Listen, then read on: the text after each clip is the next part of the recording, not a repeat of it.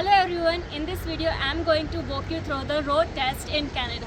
So Canada के अंदर अगर आपको कार चलानी है तो उसके लिए टोटल आपको 3 रोड टेस्ट देने पड़ते हैं जिनका नाम है G1, G2 एंड G। और इन तीनों एग्ज़ाम्स की जो फ़ी है वो अराउंड 300 कैनेडियन डॉलर्स होती है।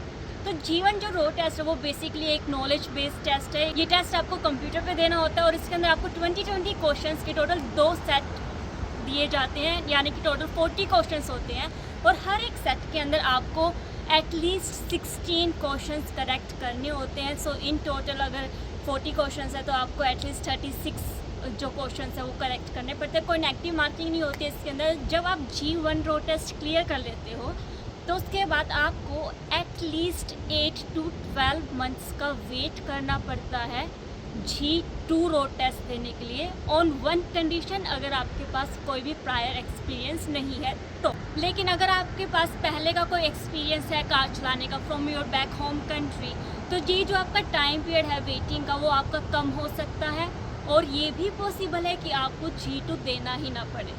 फॉर एग्ज़ाम्पल, अगर आपके पास back from home around 1.5 to 2 years का एक्सपीरियंस है तो आपको अपने साथ इंटरनेशनल ड्राइविंग लाइसेंस एब्स्ट्रैक्ट लेकर के आना होता है। जब आप G1 रोड टेस्ट देने के लिए जाते हो उस टाइमिंग पे वो आपको एब्स्ट्रैक्ट वहाँ पे शो करना पड़ता है।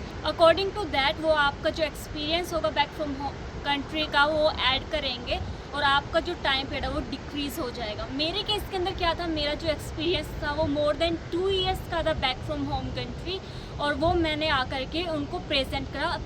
प्लीज़ नोट डाउन कि वो आपको ओरिजिनल डॉक्यूमेंट लेकर के आना है। DLI एक्सट्रैक्ट आपका ओरिजिनल होना चाहिए जब आप उन्हें शो करोगे। और इसका एक और बेनिफिट है, अगर आप अपना बैक फ्रॉम होम कंट्री का एक्सपीरियंस शो करते हैं तो आपको इन द एंड जब आप इंश्योरेंस बाय करेंगे, कार इंश्योरेंस, तो वो आपको बहुत कम देना पड़ेगा as compare to the person who does not have any kind of experience. और क्योंकि मेरा 2 साल से ज़्यादा का एक्सपीरियंस था तो मेरे को G2 रोड टेस्ट देने की ही ज़रूरत नहीं पड़ी थी। I was directly eligible for the G road test.